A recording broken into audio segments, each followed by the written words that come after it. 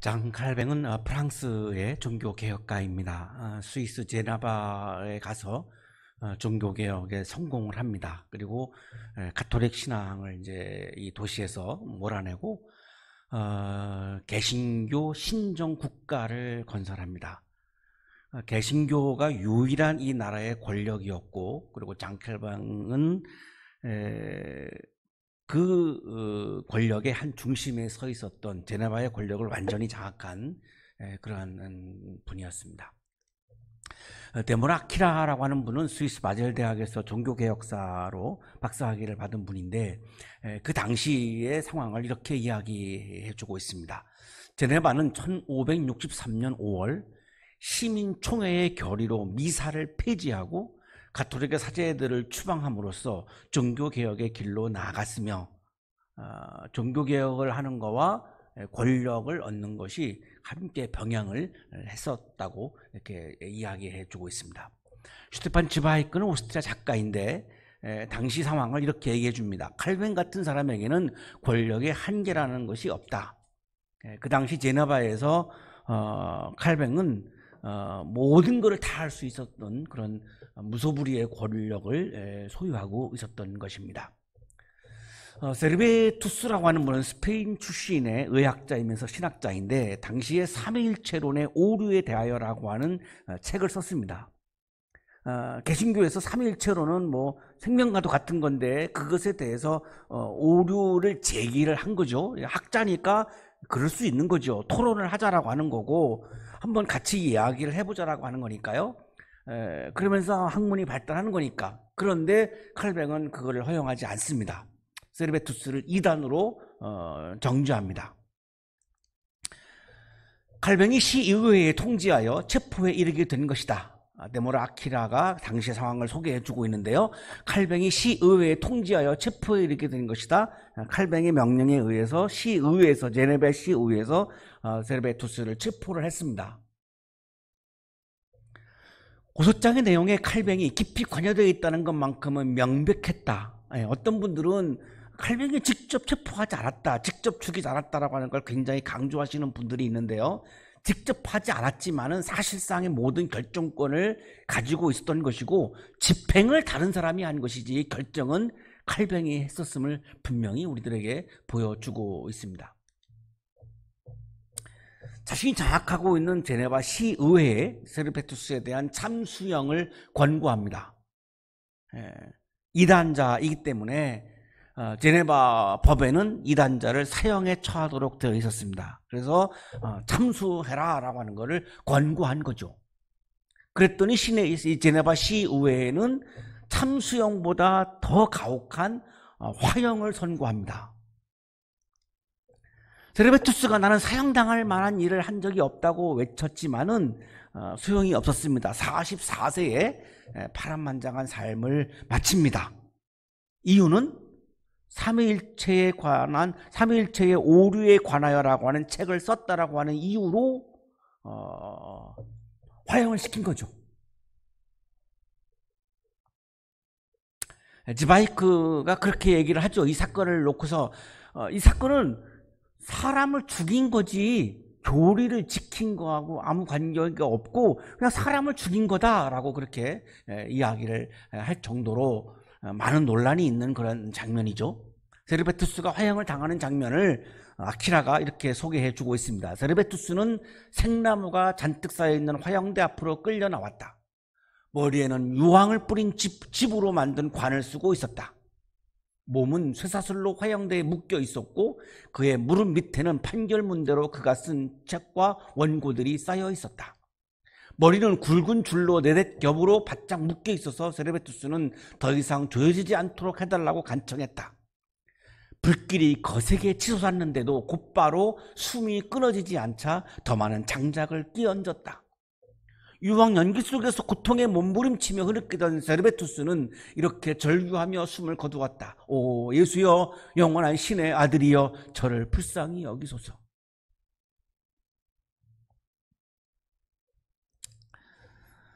데보라키는 관용의 탄생이라고 하는 책에서 이 장면을 이야기하면서 카스텔리오를 소개하고 있는데요. 카스텔리오를 소개하는 것이 이 책의 대부분입니다. 16세기 초 프랑스의 탁월한 신학자인데 프랑스어로 성서를 번역한 사람입니다. 독일어 번역은 루터가 했고요.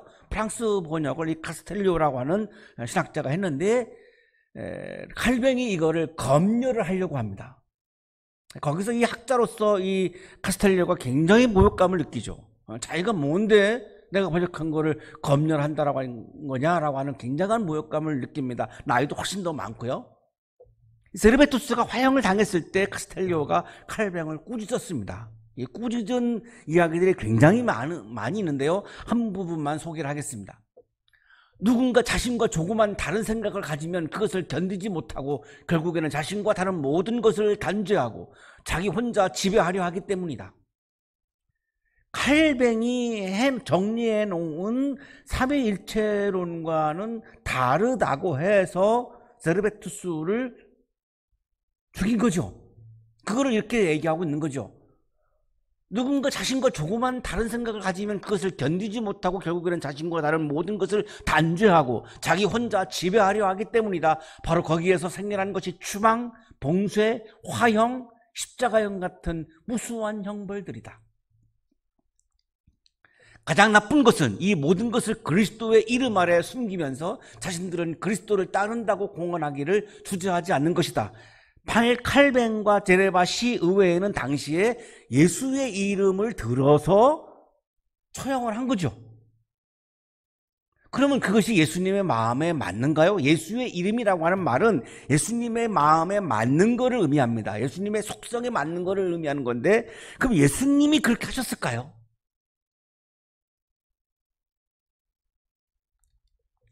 자신만이 올바르다는 진리를 소유 혹은 독점하고 있다는 확신은 그리스도마저 죽음에 이르게 하였다?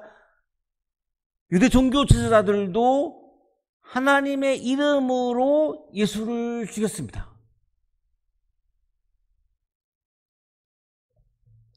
카스텔리오는 다양성을 존중하지 않는 독서는 매우 이렇게 위험하다라고 강조를 하면서 칼뱅을 비판하고 그리고 꾸짖었던 것입니다.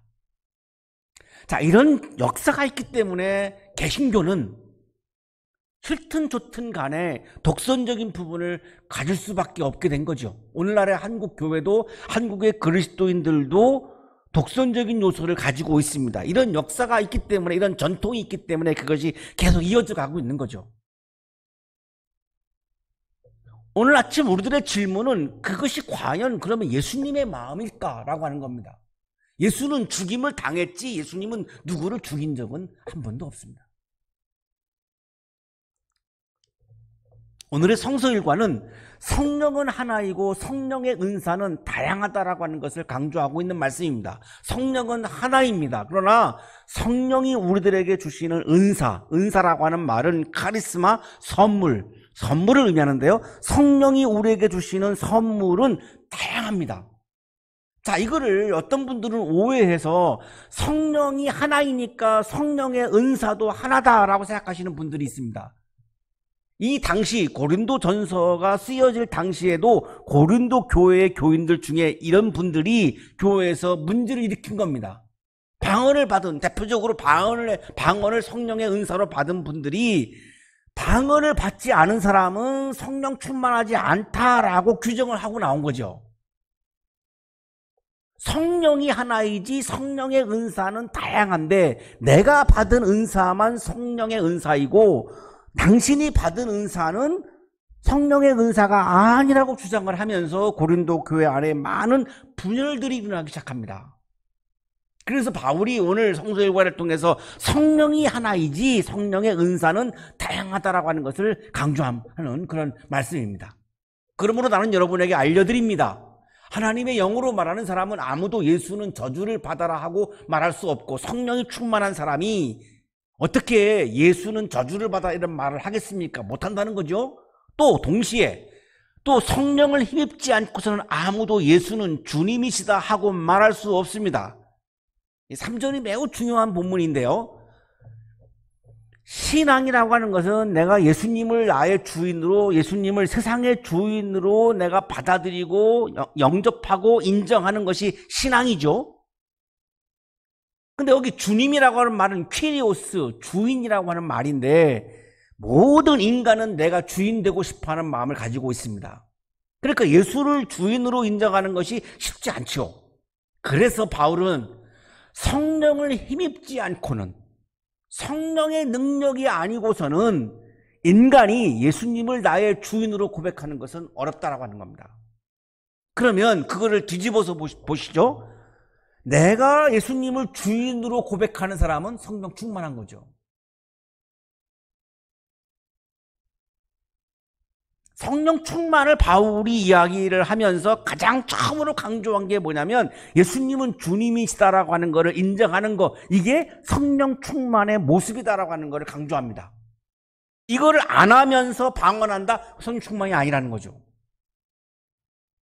예수는 나의 주인이시다, 예수는 이 세상의 주인이다라고 하는 것을 인정해야만 성령 충만이 시작되는 것이지, 이거를 뛰어넘고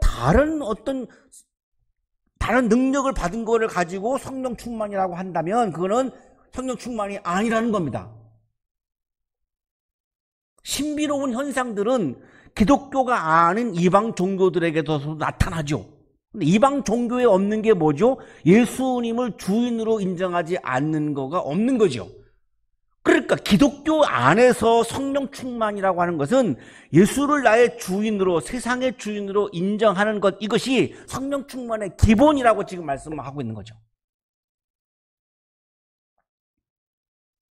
예수님을 주인으로 내가 인정한다 그러면 다른 사람을 나의 종으로 바라볼 수가 없지요. 다른 사람이 나보다 영적으로 열등하다라고 볼 수가 없지요. 당시에 고린도 교회는 방언을 받은 사람들이 방언을 가지고 나는 다른 사람들보다 영적으로 우월하다라고 주장하면서 많은 교회의 분열을 일으켰던 겁니다. 내가 주인 되려고 한 거죠. 그거는 바울이 얘기는 그거는 성령 충만이 아니다라고, 그건 방언을 받았어도 성령 충만이 아니다, 이렇게 얘기하고 있는 거죠.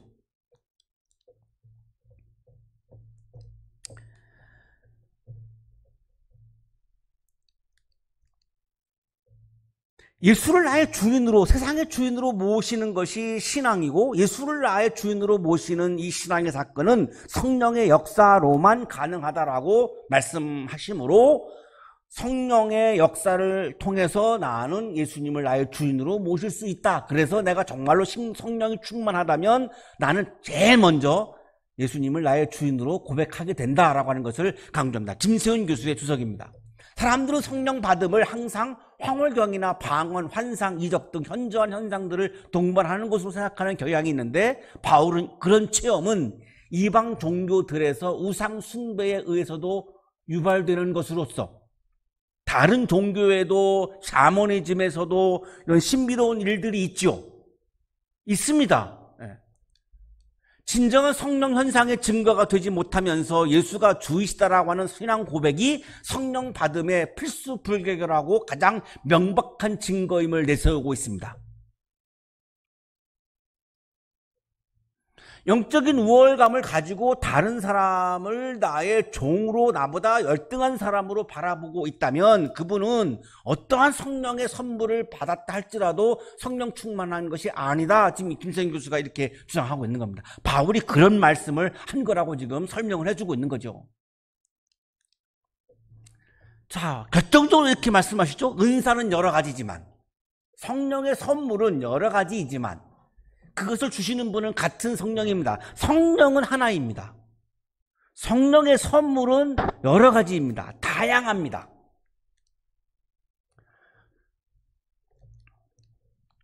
고린도전서 12장 오늘 성서 일과에 성령의 은사, 성령의 선물은 하나가 아니라 9가지라고 말씀을 하고 있죠. 지혜의 말씀, 지식의 말씀, 믿음, 병 고치는 은사, 기적을 행하는 능력, 예언하는 은사, 영을 분별하는 은사, 방언을 말하는 은사, 방언을 통역하는 은사. 다 이 9가지가 성령의 선물이라고 지금 말씀을 하고 있는데, 어떤 분들은 방언만 딱 띄우다가 성령의 은사이고 나머지는 성령의 은사로 인정하지 않는 분들이 있죠. 왜 그럴까요? 내가 방언을 받았기 때문에 영적인 우월감을 유지하려면 다른 지혜의 말씀이나 지식의 말씀을 성령의 은사로 받은 것을 부정해야만 내가 영적인 우월감을 유지할 수 있기 때문에 그렇게 하는 거죠. 고린도 교회에 그런 사람도 있었던 겁니다, 당시에. 그러니까 바울은 9가지 선물 중에 방언을 맨 뒤에다가 놓고 얘기합니다. 굉장히 의도적입니다. 이 방언이 문제를 일으켰기 때문입니다. 방언을 부정하는 게 아니죠. 방언을 부정하는 게 아니라 원어브댐, only one이 아니라 원어브댐이란 말이에요. 성령의 선물 중에서 원어브댐이지 only가 아닌 거를 지금 강조하고 있는 거죠. 일반 교회 있을 때 제가 고린도전서 12장 이 말씀을 설교를 했더니 방언을 받은 분이 저한테 와서 목사님 틀렸습니다. 방언 받지 않은 거는 성령 충만한 게 아닙니다. 저한테 막 거세게 항의를 했어요. 저는 방언을 부정하지 않습니다. 고린도전서 12장 4절에 나옵니다.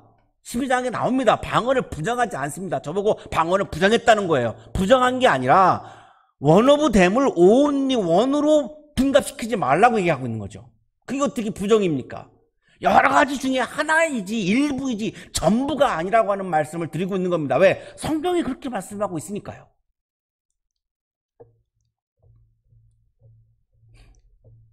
섬기는 일은 여러 가지이지만 섬김을 받으시는 분은 같은 주님이십니다. 자, 교회 안에서 섬기는 일들이 있죠. 저도 이 설교를 하죠. 성가대가 찬양을 하죠. 주방에서 밥을 하죠. 이게 다 섬기는 거죠. 다르죠. 그러나 섬김을 받는 분은 주님 한 분이에요. 그러면 저는 설교하는 입장에서 주방에서 식사 준비하는 것은 그 섬김이 아니야 이렇게 말하면 되나요? 똑같은 거죠, 그거하고. 제가 설교를 하는 거나 주방에서 밥을 준비하는 거나 다 섬기는, 하나님을 섬기는 일이지, 내가 주방에서 일 안 한다고 설교가 섬김이지 무슨 주방에서 일하는 게 섬김이야 이렇게 말하면 안 되잖아요. 성가대원들이 성가대가 섬김이지 밥하는 게 섬김이야 이렇게 말하면 안 되죠. 그거랑 똑같다는 거예요. 그래서 지금 말씀하는 겁니다.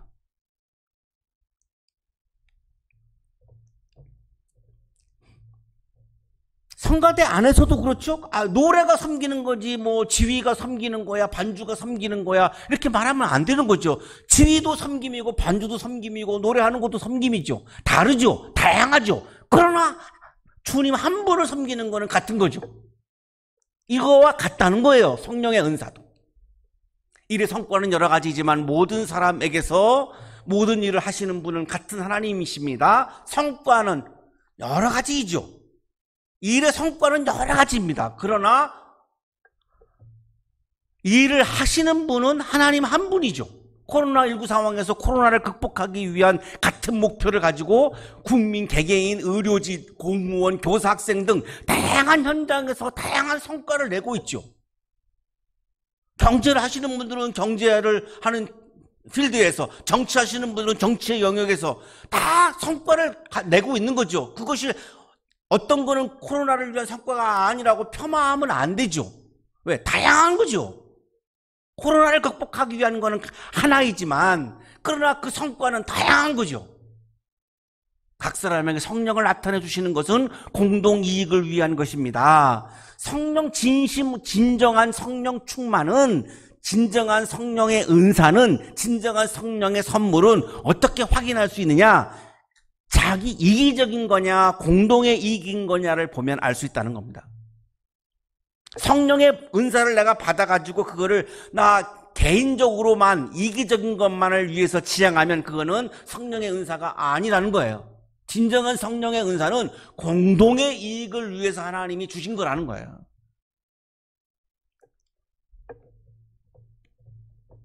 성령의 선물은 공동의 이익을 위한 것이지 개인을 위한 것이 아니라는 겁니다. 개인의 영적인 우월감을 드러내기 위한 것이 아니라는 겁니다.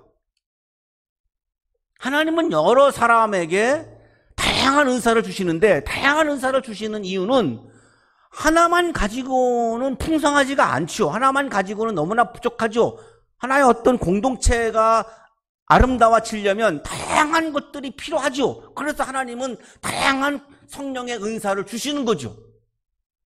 그것을 공동의 이익을 위해서 사용하는 사람이 진정으로 성령이 충만한 그리스도인이다라고 말씀하고 있는 거죠.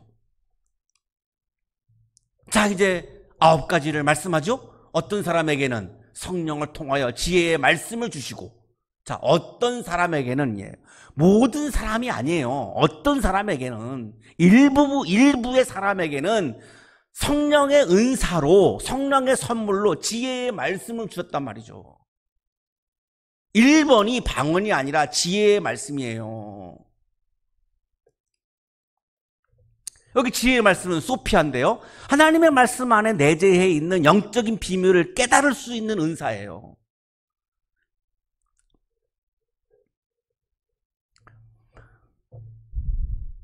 저나 여러분이나 마찬가지일 것 같은데요, 성경 본문을 딱 펴고서 말씀을 딱 읽으면요, 맨 처음에 전혀 아무것도 안 들어옵니다.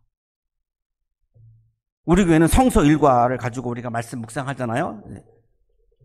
이제 오늘 예배를 다 이제 마치고 이제 저녁이 되어서 다음 주일 성경 본문을 딱 펴고 읽습니다. 주일날. 그러면 아무것도 안 들어옵니다. 아무런 깨달음이 없습니다. 계속 그거를 읽고 기도하고 또 묵상하고 하는 과정에서 이 말씀이 하나님의 마음이 이런 거구나라고 하는 깨달음을 주시는 거죠. 자, 이게 바로 뭐냐면 지혜의 말씀이라고 하는 은사입니다. 지혜의 말씀이라고 하는 선물입니다. 소피아.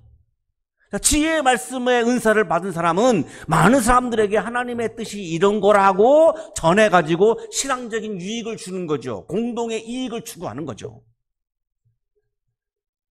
어떤 사람에게는 같은 성령을 따라서 지식의 말씀을 주십니다. 그 노시스인데요, 하나님을 아는 지식이죠. 신학자들이나 목회자들에게 주시는 은사인데요, 지식의 말씀의 은사를 받은 사람은 하나님의 말씀을 왜곡하지 않고 정직하게 그대로 전달함으로 신앙적인 유익을 주는 거죠. 이거를 어떤 목적을 위해서 해석을 할 때에 문제가 생기는 거죠. 교회 성장이라고 하는 거를 목적으로 세워놓고 교회 성장을 위해서 말씀을 해석해버리면 교회 성장보다 오히려 말씀의 가치가 더 아래에 놓이게 되죠.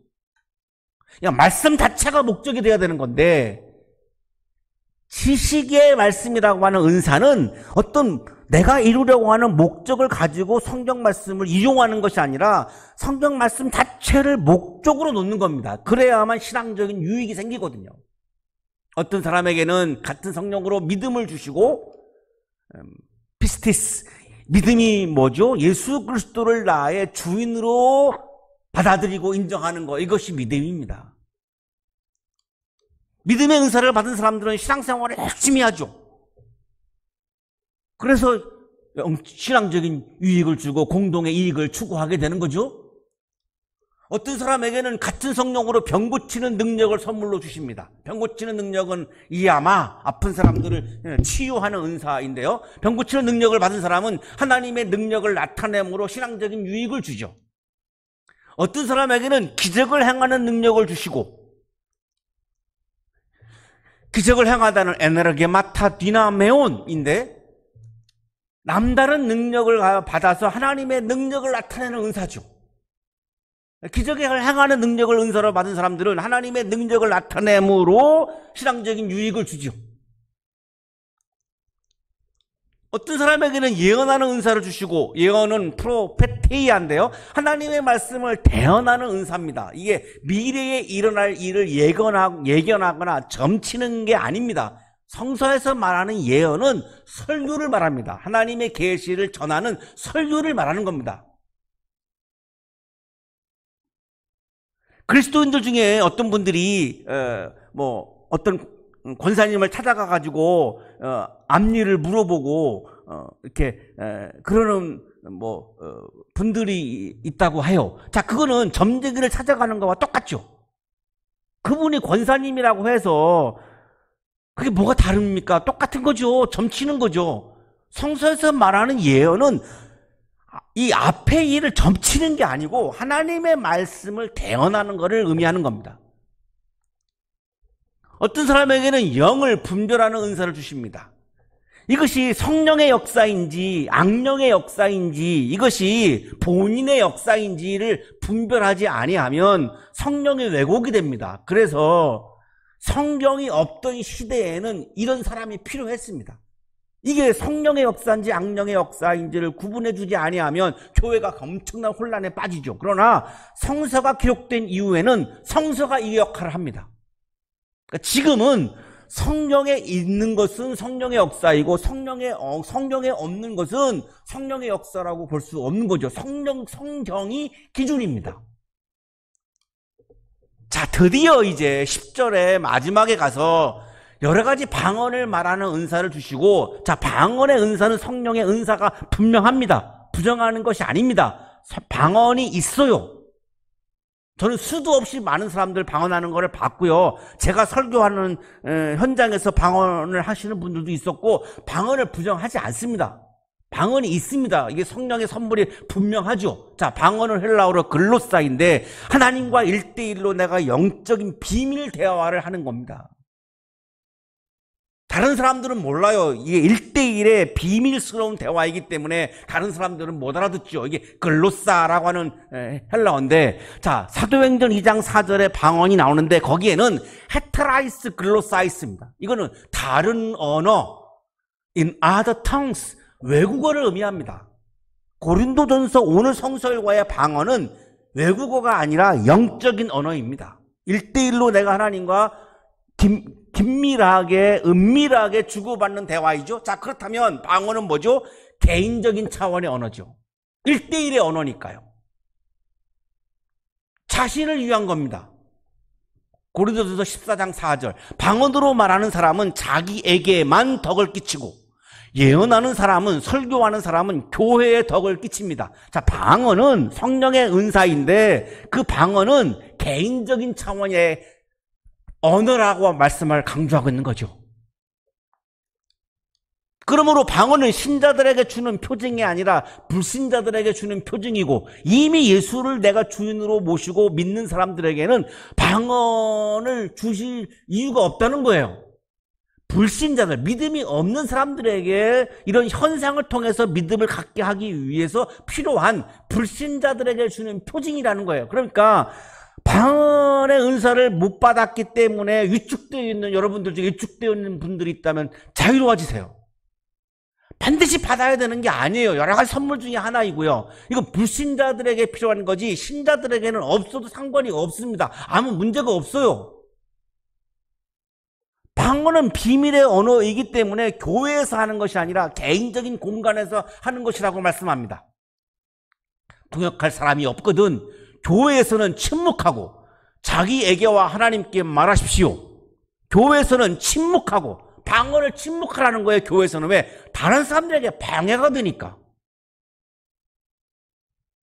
제가 일반 교회 할 때 방언을 하는 분이 새벽기도 때마다 막 크게 막 방언을 하니까 다른 분들이 못 나오겠다는 거예요. 기도를 할 수가 없다는 거예요. 그래서 제가 말씀을 부탁드렸어요.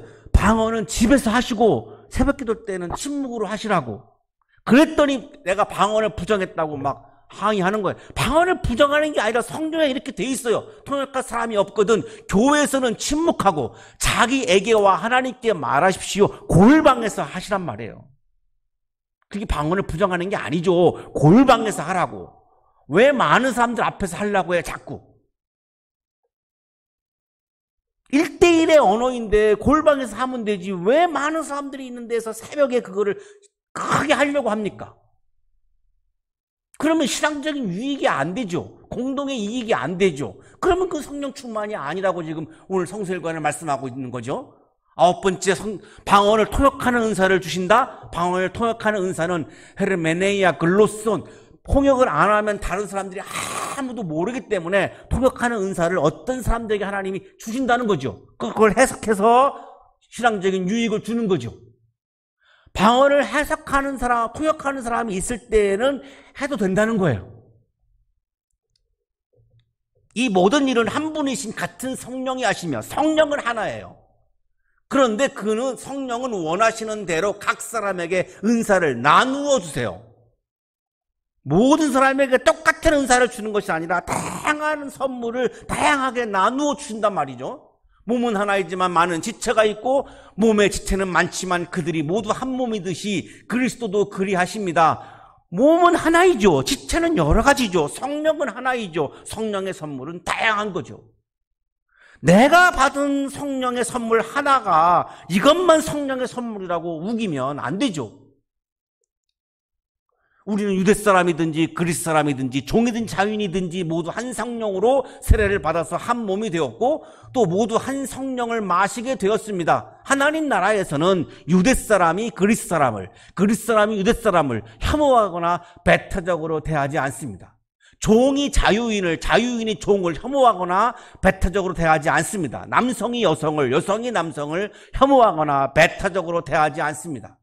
지혜의 말씀을 말하는 사람이 방언을 말하는 사람을, 방언을 말하는 사람이 지혜의 말씀을 말하는 사람을 혐오하거나 배타적으로 대하지 않습니다. 한 성령을 마신 성령 충만한 그리스도인은 다양한 선물을 존중하는 사람이 진심으로 성령 충만한 사람입니다. 강준만 교수는 한국 사회를 독선 사회라고 규정을 하면서 이렇게 얘기했습니다. 한국 사회는 독선 사회인 게 분명하다. 독선 사회는 다름을 인정하지 않았던 한국 특유의 사회문화적 독립성이 만든 것이다.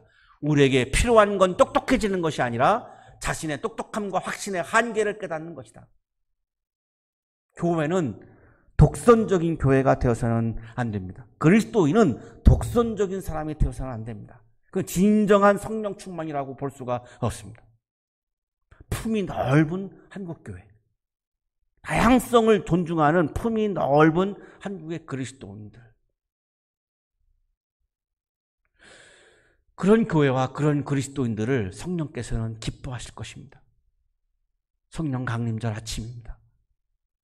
내가 진심으로 성령 충만하는 것은 다양한 성령의 선물들을 진심으로 존중하고 예수 그리스도를 주인으로 인정하는 사람, 그 사람이 성령이 충만한 사람입니다.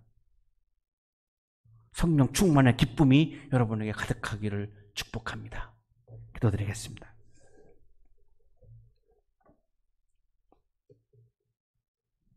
주 예수 그리스도 하나님의 아들이시여 우리를 불쌍히 여겨 주옵소서.